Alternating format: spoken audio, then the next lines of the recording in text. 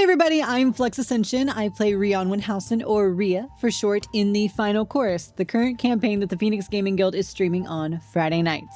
And now let me catch you up on Session 11. The party stood at the entrance of the Crown Jewels dorm. Brock answered the door.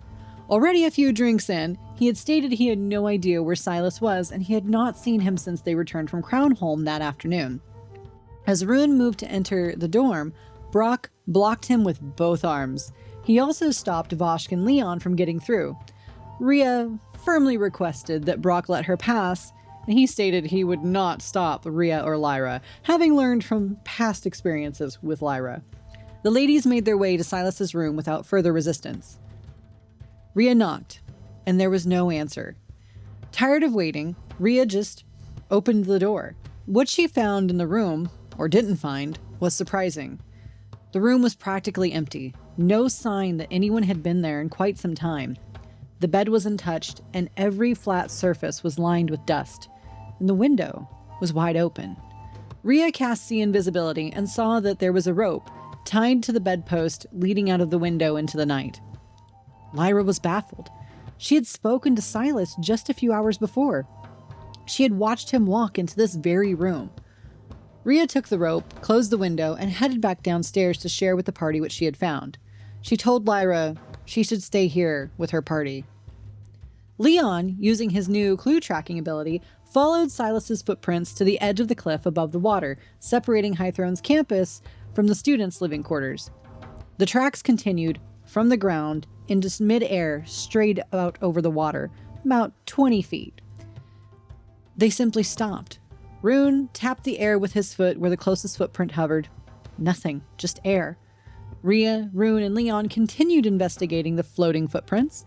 As three students approached them, a goblin, a half-elf, and a very tall human. Voshk, bored with the investigation, engaged the three in conversation. They were fellow tournament entrants. Friendly, they let slip that the party's next tournament matchup was intimidating, to say the least. Voshk wanted to know what they were fighting. The tall human covered his teammate's mouth before the answer could come out, and then they made their exit. That was when they heard a splash of a rock hitting the water. Leon had thrown a stone in to see if it would stick in midair. It didn't. It sank about 12 inches, and then a soft teal light enveloped it from below and it disappeared out of existence. Rhea caught this, but everyone else, the rock had just sunk to the bottom. Rhea, curious as to what kind of magic or enchantment was swallowing rocks, began climbing down the cliff to reach the water. Voshk wanted to leave. They had been seen. The students were already walking away. Rhea stopped herself and began climbing back up. That was when Rune asked Voshk if he could swim. Voshk confirmed that he was, in fact, an excellent swimmer, and Rune subsequently tossed him into the water. Rhea mentioned that if this did not go well, she can't swim, and none of them had any way to return home quickly as they had all already used their teleportation amulets.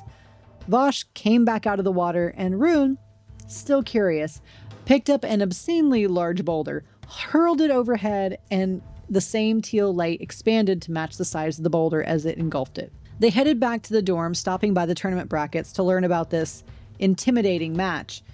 Scheduled for tomorrow, the party versus a singular Oni. Back at the dorm, the party was asleep. Voshk woke up in the middle of the night and went down to the kitchen for water. As you begin to drink into your glass in the back of your ear. You're wrong. The fuck was that? I don't like you. I don't like you either. What's the problem here? Show yourself. Let's fight. Your perception deceives you. You feel weird, like your stomach is growling. Who seeks our advice? I swear that Crownholm boom was bad. Are you like a spirit guide or something? No. Okay. Are you real? Is this a dream? No. So you're real. Okay. So. Yes. All right. So you're here to help me. No. You're here to hinder me. Silence. So you're indifferent towards me. Yes. Okay. Do you need something from me? Yes. Voshk, are you all right? Oh, hold on. I'm having a conversation over here. With who? What? All right. Think, boss. I will destroy you. So So you want to destroy me? After the farewell, it dissipates. Son of a bitch. That What weird is- feeling in your stomach goes completely away, and you feel absolutely normal. Rune came down the stairs and quietly made himself a cup of tea. Rhea used Detect Magic on Voshk and found nothing unusual beyond his normal druidic magic. Vosh dismissed their concern. He had been talking to voices since he was a kid. He was fine. He was just, allergic to snow. And eventually, after some more pushing from Rune and Rhea, Voshk agreed to talk to Derek in the morning. They all went back to bed. You close your eyes, Voshk, and the last thing you hear, You're wrong. The next morning, the party split. Leon went to his first class with the ranger professor, Warden Phelan Crosswind. He asked Leon what the word ranger meant to him. Leon said hunter, because range meant distance, and everyone in the room had a bow. Crosswind put an apple in his own hand and asked Leon to take it without leaving his seat. Leon lunged over the desk with his javelin, spearing the center of the apple from about 10 feet away.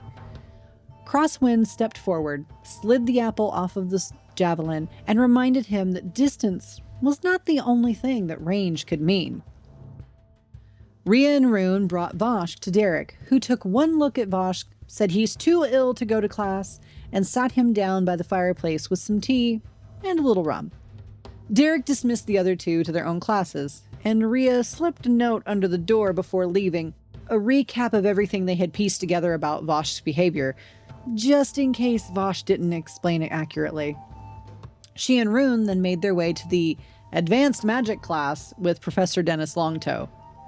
Longtoe greeted them, opened the door, told them that Derek said they could handle this assignment and not to use all their spell slots before tonight's tournament. He then dropped a small crystal on the floor and quickly locked and closed the door behind him. Water began rushing from the crystal, expanding until the classroom was no longer a classroom. They were in the middle of a violent ocean storm. Rune and Rhea both managed to grab onto a desk to keep afloat. Waves crashed over them every few seconds. Rune, who can swim, grappled both desks together to make a platform. Rune! Rhianwyn? Are you okay? Rhianwyn? I'm on the desk. I'm on the desk. I'm okay. You can Me? swim, yeah? Yeah, I can swim. Say, Rune, do you trust me? So I'm going to say, Rune, swim, and teleport him closer. I'll get down to the crystal. the second you grab onto it, entire walls begin to shift. And as they dissipate, the water goes with it. Rhea, being 50 feet up in the air, drops down.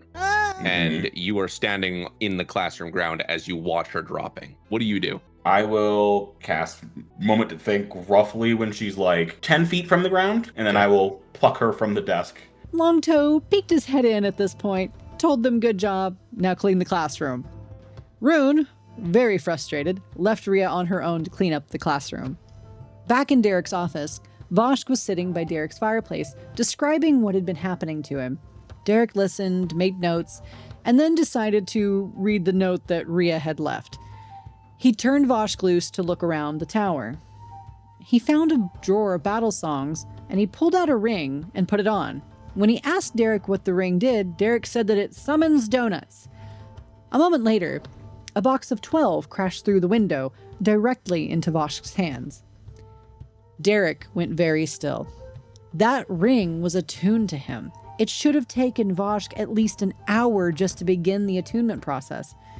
And Vosh shouldn't have been able to attune to something already bonded to someone else. He told Vosh, try another one. Go get another one. You find a bracelet, and on this bracelet, you see an engraving of a foot, and under the foot, a little line, like a platform. I'm just gonna put it on and see what it does. I'm just gonna think to myself, activate. A glowing purple platform appears in front of you. All right, I'm gonna step And on as it. you walk, it continues to go wherever you want it to go. Hey, I'm gonna step on it and just lower to where I'm in front of Derek. Tell me more about these blackouts.